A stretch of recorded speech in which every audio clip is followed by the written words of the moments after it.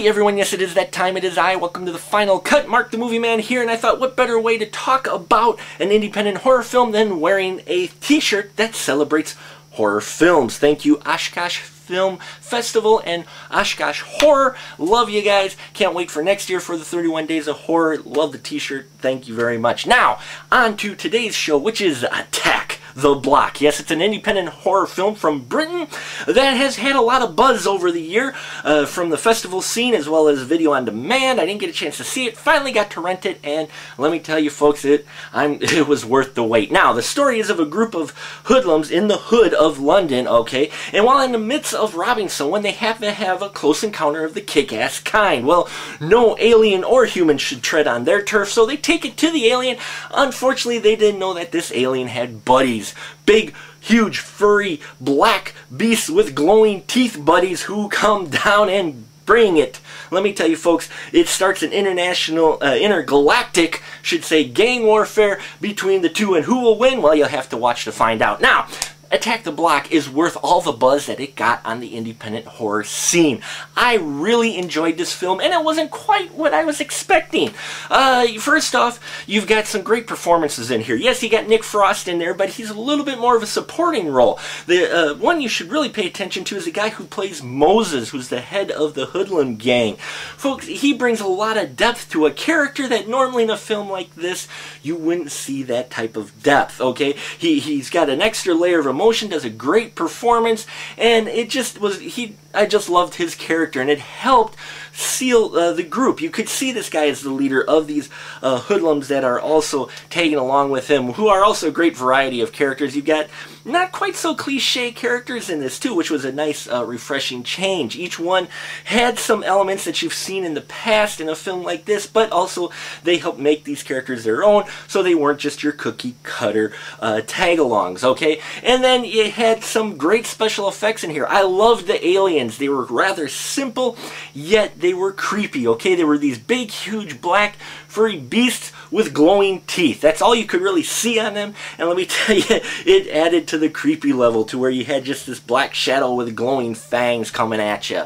Okay, so I loved the production design of the aliens, and I loved how they kept it simple. They didn't go all signs on you where suddenly this is a global epidemic. No, this is a small event happening in the hood of London, and namely this big huge apartment complex, which is referred to as the Block, and it's them against the aliens, and just everything about this film was really, really good to see out of an independent horror film. You had great pacing in the film.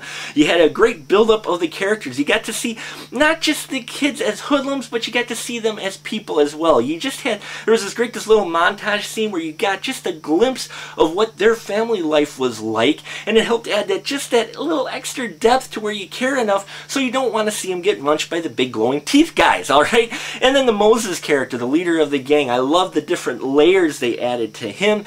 That was a great character. And there's a morality play in here as well. There's a theme about consequences of your actions and taking responsibility for those actions, which was unexpected. You don't really get usually a message like that in a film like this, but it's there and they present it very well, okay?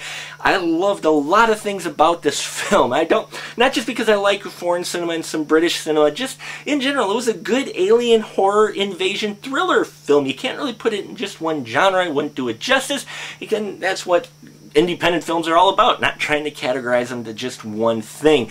Now, some people may find the accents a little thick in the beginning to understand, you know, just because it isn't, you know, your American film or whatever, but let me tell you, your ear gets trained pretty quickly and you can follow the dialogue as they talk, which they do rattle it off pretty fast because, you know, they're in a very stressful situation.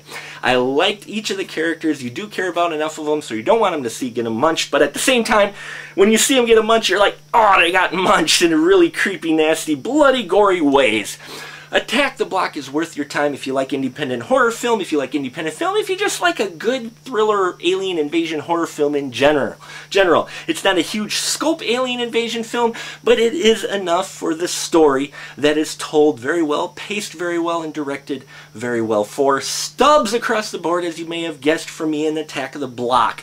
I think you will enjoy this film. If you like the horror film, if you like just that genre of film, or if you're looking for an interesting, different take on your alien invasion movie that doesn't have the name Emmerich attached to it. And that'll about do it for us here at The Final Cut. Till next time, keep that ticket stub.